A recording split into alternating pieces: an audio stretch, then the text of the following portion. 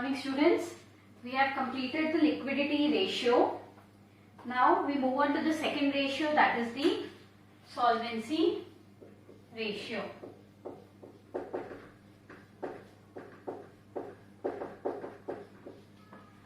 Write the meaning of solvency ratios. These ratios are calculated to assess the ability of the firm to meet its long-term liabilities as and when they become due.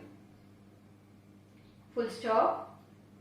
Solvency ratios disclose the firm's ability to meet the interest cost regularly and long-term indebtedness at maturity.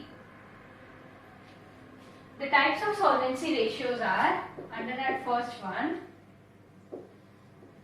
debt equity ratio. Second, total assets to debt ratio. Third, proprietary ratio, and fourth is interest coverage ratio. So under solvency ratio we have four types, that is the debt equity ratio, then we have total asset to debt ratio, then proprietary ratio, and last one is interest coverage ratio. So write down, leave a line and write first one, debt equity ratio. So what's the formula? Let's see. Before writing the formula, let's take down the meaning. This ratio expresses the relationship between long-term debts and shareholders' fund, full stop. It indicates the proportion of funds which are acquired by long-term borrowing in comparison to shareholders' funds. So the formula will be debt equity ratio is equal to long-term debts divided by shareholders fund, where long-term debts include, where the long-term debts are, what are included in the long-term debts, let's see. It is long-term borrowings,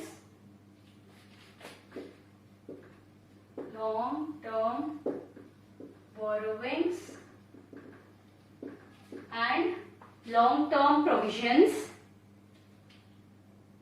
full stop. For example, debentures, mortgage loan, bank loan, loan from financial institution, and public deposits, etc. Next we have shareholders fund. What does the shareholders fund include? It includes share capital,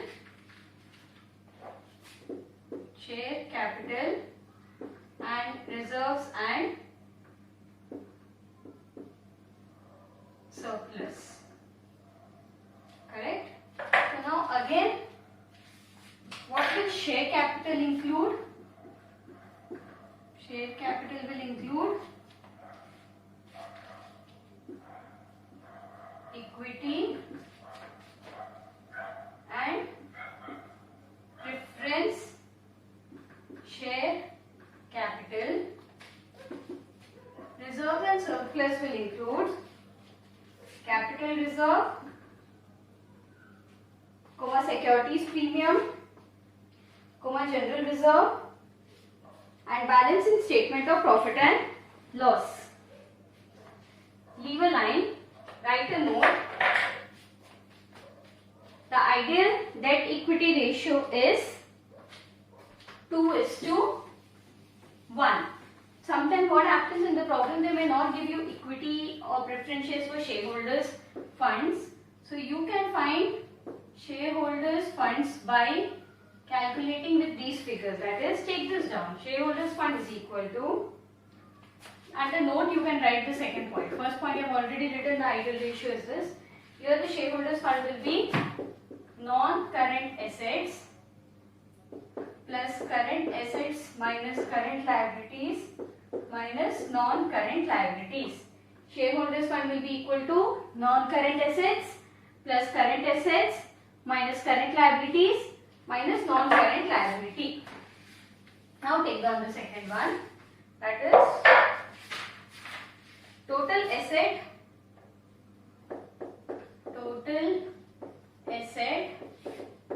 to debt ratio. What's the formula for this? Total assets by long term debt. So we already know what total assets are, right? We know what is long term debt, which has already been seen in the debt equity ratio. So the formula is total asset divided by long term debt. Let's go on to the third one, that is proprietary ratio. Proprietary ratio.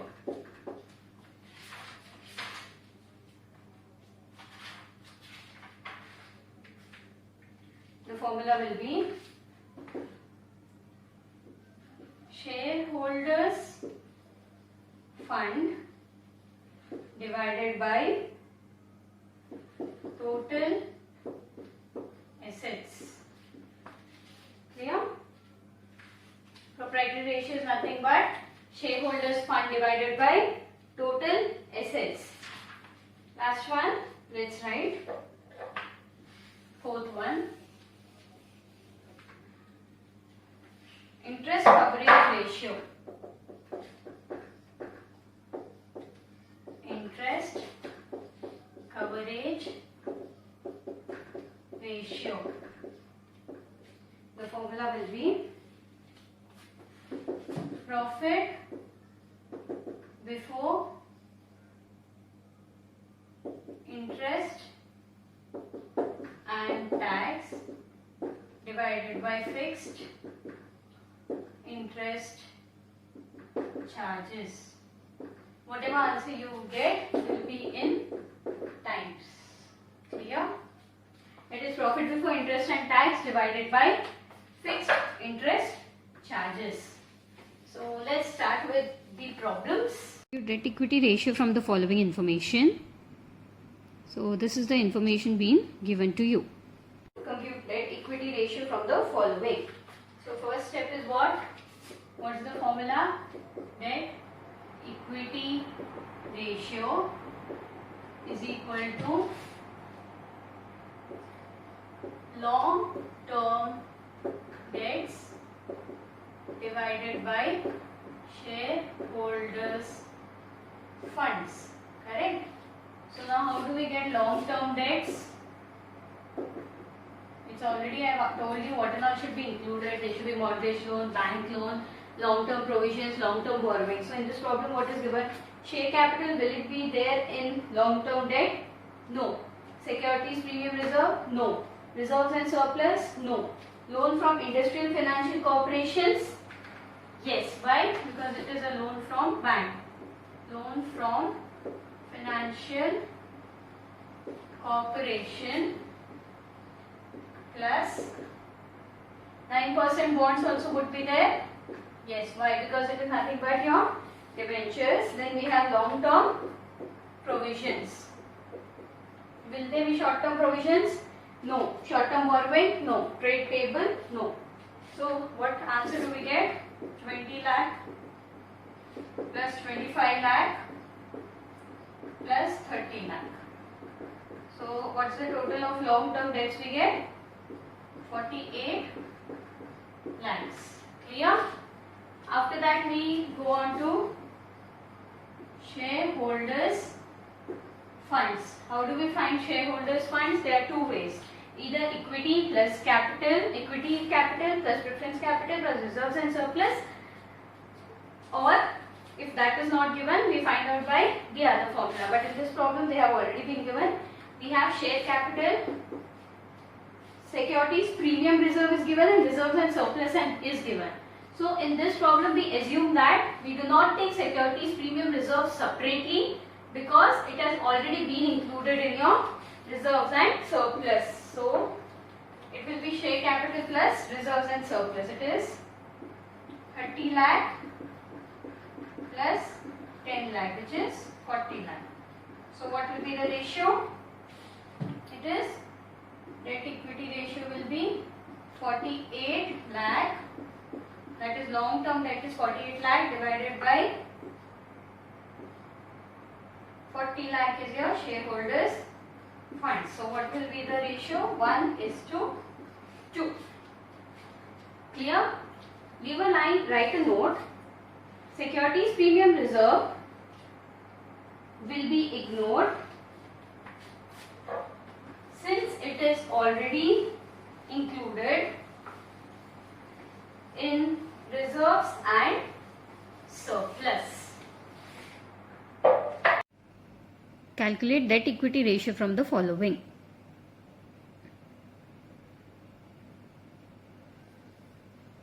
So let's go on to the next problem. Again they have asked us to calculate the debt equity ratio.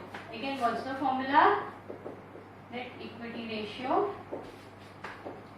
Every time you do the sums, keep memorizing the formulas. It will help you to revise and also help you in your exams. Shareholders fund. So what is your long-term debt?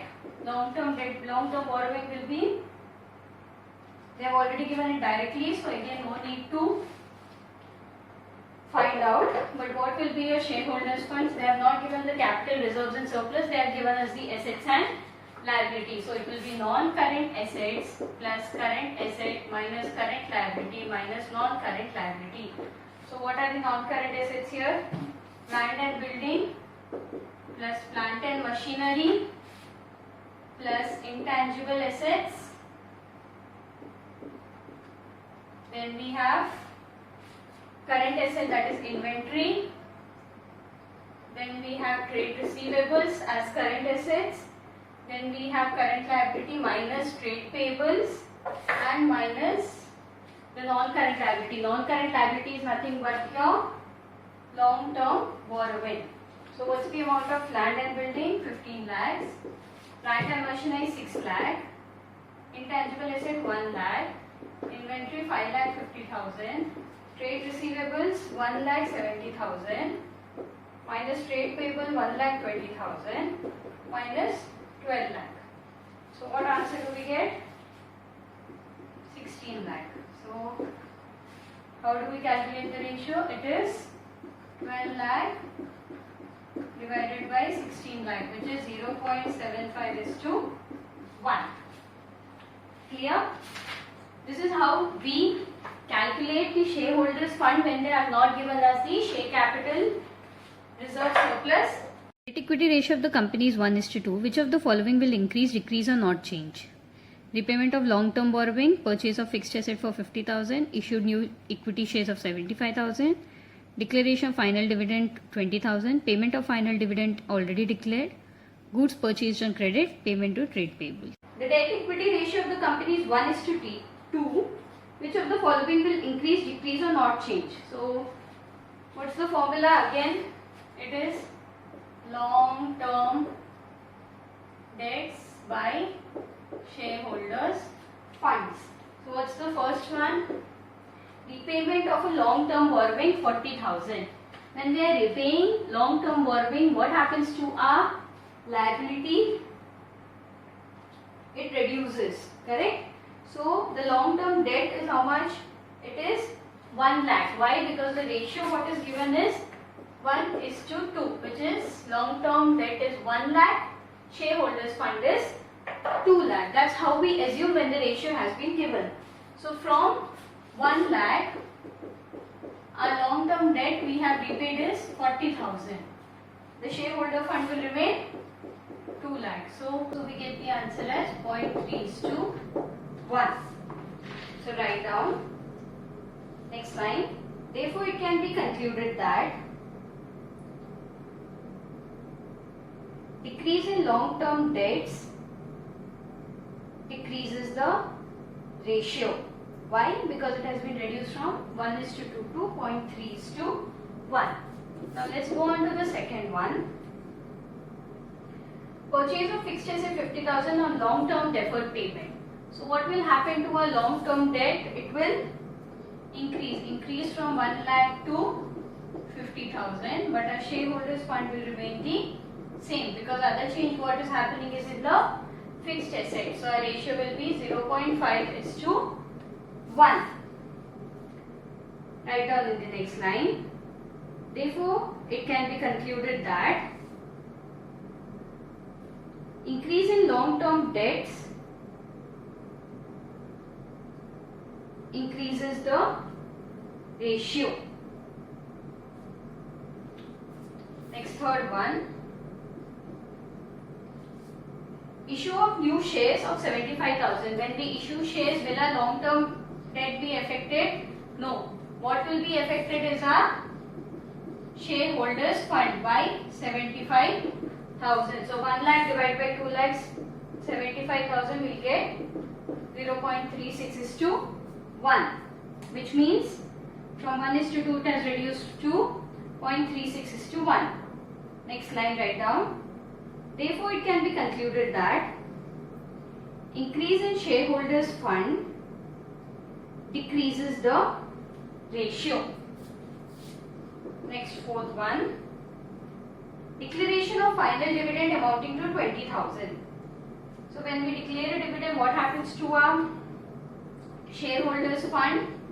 It will reduce. Why? Because it is a part of your, while we are paying, it goes from our shareholders fund, either from the reserves and the surplus. So it is 1 lakh divided by 1,80,000, which is 0.56:1. So what has happened? It has increased drastically. Therefore, it can be concluded that decrease in shareholders fund decreases the ratio. You might be thinking that how come 0.56 is more than 1:2? If we substitute 1:2 further, what do we get? 0.5:1. So when you are comparing these ratios, please compare it with 0.5:1. Next, let's go on to the fifth one.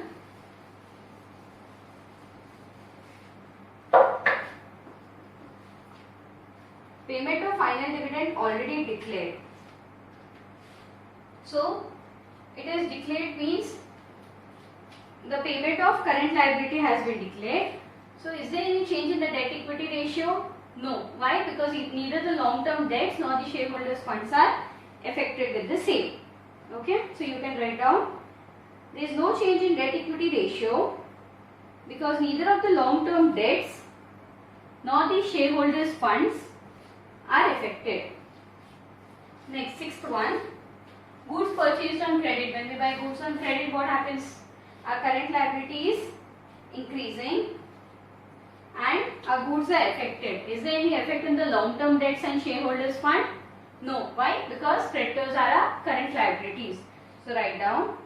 There is no change in debt equity ratio because neither the long term debts nor the shareholder funds are affected.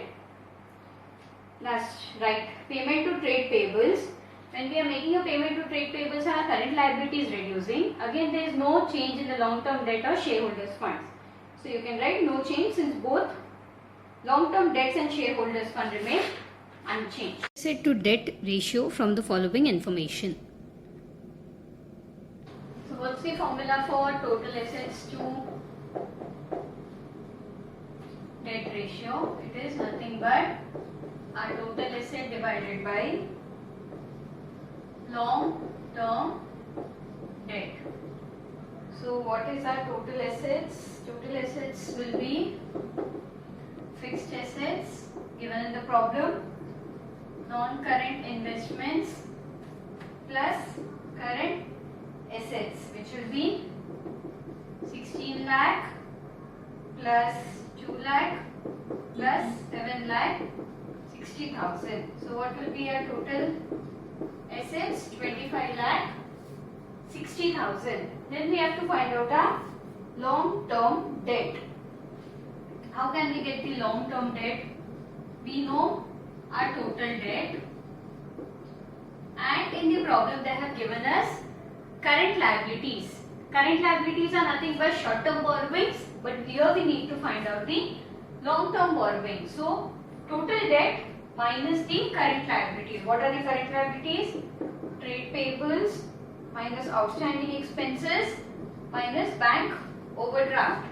So total debt is how much? 18 lakh 50,000. Trade payable 1 lakh 40,000. Outstanding expenses 25,000. And bank overdraft is 85,000, which means our long-term debt will be 16 lakh. So what will be our total asset to debt ratio? It will be total asset is what? 25 lakh 60,000 divided by our long-term debt, that is 16 lakh. So what's the ratio we get? 1.6:1. Calculate debt equity ratio, total asset to debt ratio and proprietary ratio, and give your conclusions. So in the next problem they have asked us to find out all the three ratios, that is debt equity, total asset to debt and proprietary ratio. So let's find out first one, debt equity ratio. What's the formula? Long term debts by shareholders fund. Long term debt, there is only one thing, that is 12% mortgage. So your long term loans will be 1,80,000. But what will be a shareholders fund be? Equity capital plus reference capital plus general reserve plus profit and loss account balance. So what is the equity capital? 3 lakh. General reserve, reference capital 1 lakh. General reserve 60,000 and profit and loss account balance is 40,000. So our shareholders fund will be 5 lakh. So what will be our debt equity ratio? It is 1,80,000 divided by 5 lakh, which is 0.36:1. Write down the conclusion next line. The ratio should not be more than 2:1. Full stop.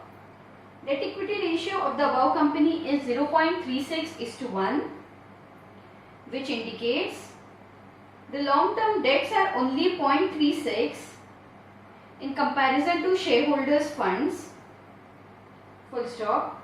Hence it may be considered that the long term financial position of the company is very sound.